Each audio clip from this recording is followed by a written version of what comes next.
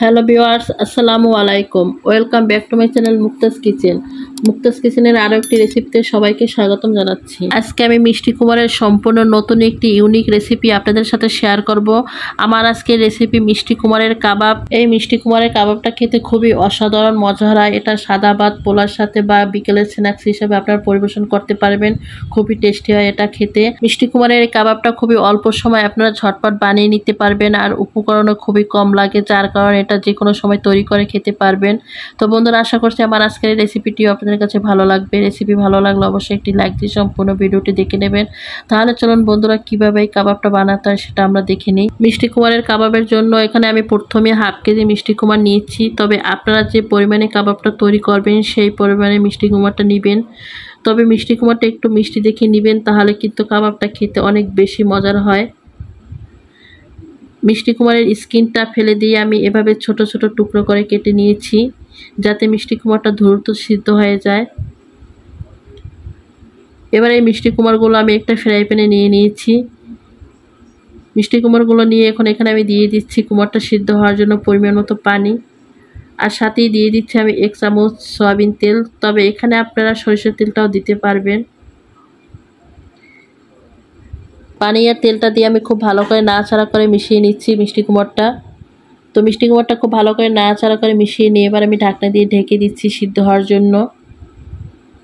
তো আমি বেশ কিছুক্ষণ পর ঢাকনাটা তুলে নিয়েছি, আর মিষ্টি কুমড়াটা কিন্তু খুব সুন্দরভাবে সিদ্ধ হয়ে গেছে, আর পানিটাও কিন্তু টেনে গেছে। এবার চুলার তাপটা আমি কমিয়ে নিচ্ছি। কমিয়ে নিয়ে মিষ্টি কুমড়ার ভিতরে যে পানিটা আছে সেটা আমি শুকিয়ে নেব ভেজে। তো মিষ্টি কুমড়াটা আমি খুব ভালো করে ভেজে ভিতরে পানিটাও শুকিয়ে নিয়েছি। এবার এই মিষ্টি কুমড়াটা আমি ঠান্ডা করে নিব। তো মিষ্টি কুমড়াটা আমি ভালো করে ঠান্ডা করে নিয়েছি। এবার একটা আমি ম্যাশ করে নিচ্ছি। তো এটা আমি একটা ম্যাশার দিয়ে ম্যাশ করে নিচ্ছি। আপনারা চাইলে এটা হাত দিয়ে কাজটা করে নিতে পারবেন। তো আমি ম্যাশার দিয়ে খুব ভালো করে ম্যাশ করে নিয়েছি, আর এই তো আমার ম্যাশ করা হয়ে গেছে। এবার এই মিষ্টি কুমড়াটা আমি একটা মিক্সিং বলে নিয়ে নিচ্ছি। আমি সবটুকু মিষ্টি কুমড়ার একটি মিক্সিং বলে নিয়ে নিয়েছি। এখন এর ভিতরে দিয়ে দিচ্ছি আমি 2টা পেঁয়াজ কুচি,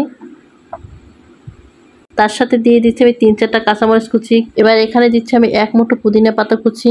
তবে এখানে আপনারা ধনিয়া পাতাটাও দিতে পারবেন, তবে পুদিনা পাতাটা দিলে কিন্তু খুবই দারুণ একটা ফ্লেভার আসবে, আর খেতেও ভালো লাগবে। তবে আপনারা যারা পুদিনা পাতাটার ফ্লেভার পছন্দ করেন না, তারা চাইলে পুদিনা পাতার পরিবর্তে ধনিয়া পাতাটাও ব্যবহার করতে পারবেন। এখন এখানে দিয়ে দিচ্ছি আমি 1 চামচ আদা বাটা আর রসুন বাটা একসঙ্গে। এবার দিয়ে দিচ্ছি আমি 1 চামচ গরম মশলার গুঁড়া। এখন দিয়ে দিচ্ছি আমি হাফ চামচ ধনিয়ার গুঁড়া।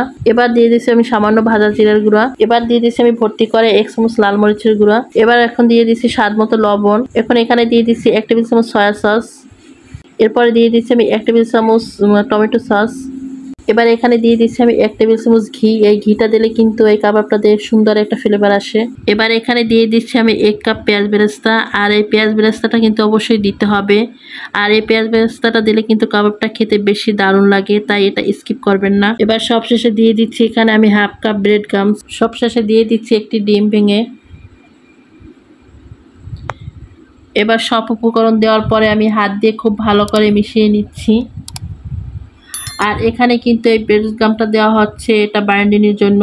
তবে এখানে আমি আমার যতটুকু লাগবে সেই পরিমাণে আমি আমার এই ব্রেড ক্রাম্বসটা দিয়ে নিচ্ছি। তবে আপনাদের যতটুকু লাগবে সেই পরিমাণে এটা আপনারা দিয়ে নেবেন। এই মিষ্টি কুমড়ার কাবাবটা খেতে কতটা যে স্বাদ, এটা তৈরি করে খেলে বুঝতে পারবেন যে এটা আগে তৈরি করে কেন খেলাম না।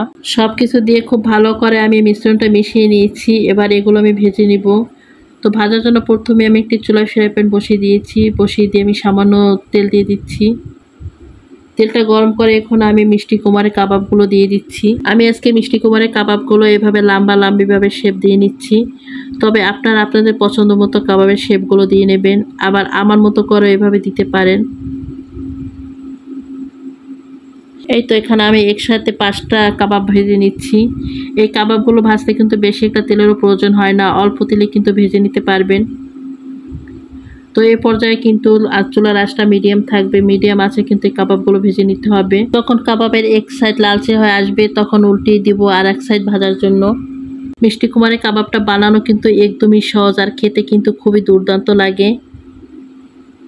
এটা যখন হালকা তেলের উপরে ফ্রাই করবেন তখন অসাধারণ একটা স্বাদ পাবেন। আর পুদিনা পাতা আর পেঁয়াজ বেরেস্তা দেওয়ার কারণে কিন্তু খুবই সুন্দর একটা ফ্লেভার আসবে। চুলার তাপটা মিডিয়াম রেখেই কিন্তু সময় করে এগুলো ভেজে নিতে হবে, কোনো তাড়াহুড়ো করে ভেজে নেওয়া যাবে না। দুই সাইডে সুন্দর একটা লালচে কালার করে ভেজে নিতে হবে। এই তো আমার কাবাবগুলো খুব সুন্দরভাবে ভাজা হয়ে গেছে, এবার এগুলো আমি তুলে নিচ্ছি।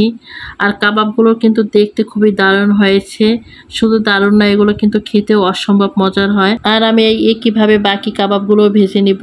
এই তো খুবই সহজে আর ঝটপট তৈরি হয়ে গেল মিষ্টি কুমড়ের কাবাব।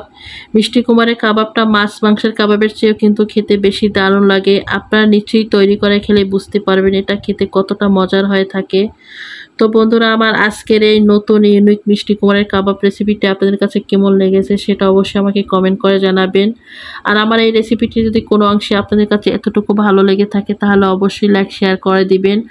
আর নতুন বন্ধুরা যারা এখনও আমার সাথে অ্যাক্টিভ আছেন, যারা আমাকে এখনও সাবস্ক্রাইব করে আমার বন্ধু হননি, তারা অবশ্যই আমাকে সাবস্ক্রাইব করে আমার পাশে থাকবেন।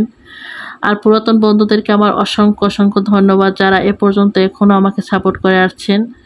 তো বন্ধুরা, আজকে এ পর্যন্ত। সবাই ভালো থাকবেন, সুস্থ থাকবেন, সবাই সবার জন্য দোয়া করবেন। আল্লাহ হাফেজ।